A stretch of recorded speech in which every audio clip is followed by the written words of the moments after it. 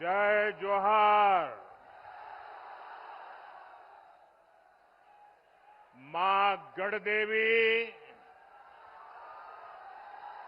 भगवान बंशीधर और शहीद नीलांबर पीतांबर के ई पावन भूमि पर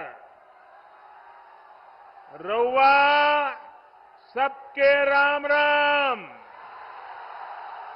नमस्कार, आप देख रहे हैं इनसाइडर लाइव और मैं हूं श्रेयोशी। झारखंड विधानसभा चुनाव का समय है और मेरी मौजूदगी इस वक्त गढ़वा के चेतन मैदान में है, जो कि आपको बता दें कि इस वक्त कुछ ही देर पहले पीएम मोदी यहां जनसभा को संबोधित किए। और अगर मैं यहां पे जनसभा की बात करूं तो यहां पे लगभग हजारों की संख्या में लोगों की मौजूदगी थी और लोग लगातार नारे लगाते नजर आ रहे थे। आप विजुअल में देख सकते हैं कि किस तरह से लोगों की भीड़ थी, चाहे वो धूप हो चाहे वो छावनी हो, हर तरफ लोगों की भीड़ ही भीड़ थी। सिर्फ एक झलक नरेंद्र मोदी को देखने के लिए और उनकी बातें सुनने के लिए लोग दूर दूर से यहाँ पे मौजूद थे।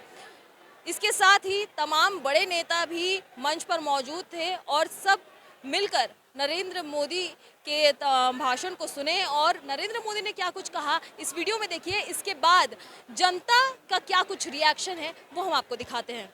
मुझे तो लगता है और मुझे उम्मीद है और मैं चाहती भी हूँ कि बीजेपी की ही सरकार बने, क्योंकि हमारे जैसे स्टूडेंट्स को बहुत ही 5 वर्षों में बहुत ही दिक्कत हुआ है। जैसे पेपर लीक, आप लोग सभी कोई जानते हैं कि पेपर लीक की वजह से बहुत सफ़र किया है गरीब लोग भी, और मतलब जो जैसे भी स्टूडेंट बहुत सफ़र किए हैं इसकी वजह से, और बाकी और भी जनता है वो इससे त्रस्त है जेएमएम की सरकार से। जो मोदी जी जो भी संकल्प पत्र किए हैं वो तो पूरे करते हैं, और मोदी जी जो यहाँ हर चीज़ पे विशेष ध्यान देते हुए वो कार्य करते हैं।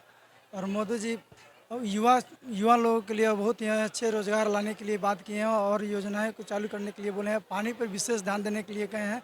इससे पहले जो सरकार थी वो हर जगह भ्रष्टाचार फैलाए हुए रखे हैं। ब्लॉक वाइज देखा जाए तो हर जगह करप्शन बढ़ गया है। बालू को देखा जाए तो उस पर भी करप्शन है। जो बालू 1000 के मिलते थे आज 5000 के मिलने लगे हैं।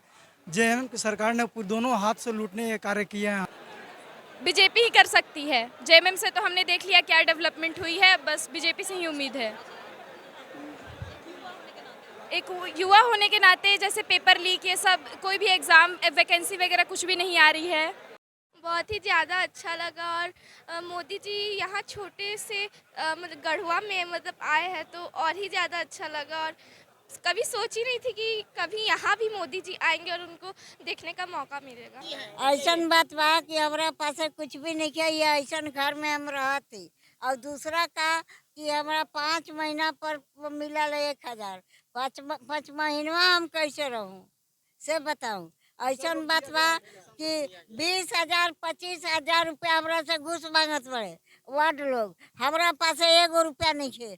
1,000 में हम अपन समय काटत थी। यहाँ अली तो हम भाड़ा लगा के अली, सब गाड़ी भाग गलन। अब ये करूँ मोदी जी कि हमारा घर दूँ कि हम ऐसे घर में रहूँ, ये कहा थी। इसमें लॉ एंड ऑर्डर जो है पूरी तरह से फेलुअर मैं मानता हूँ। जिस तरह से लॉ एंड ऑर्डर रघुवर दास की सरकार में चल रही थी, मुझे लगता है कि ये पूरा फेलुअर है।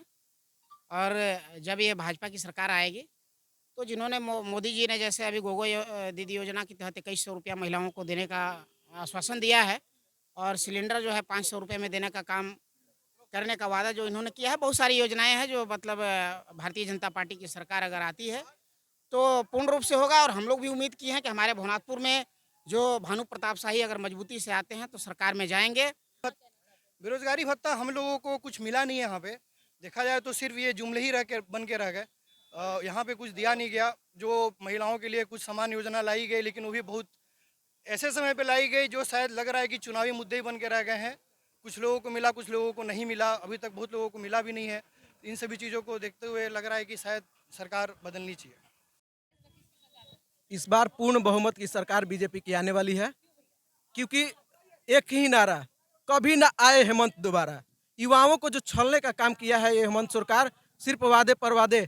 कम से कम 500-600 के फॉर्म भरवा दिया होगा और एक भी एग्जाम नहीं लेने पाया। इंतजार करते रहता है आदमी कि हाँ अब आएगा वैकेंसी इतना आएगा, तब तक पता चला कि दूसरा सरकार आएगा, एक काम खत्म।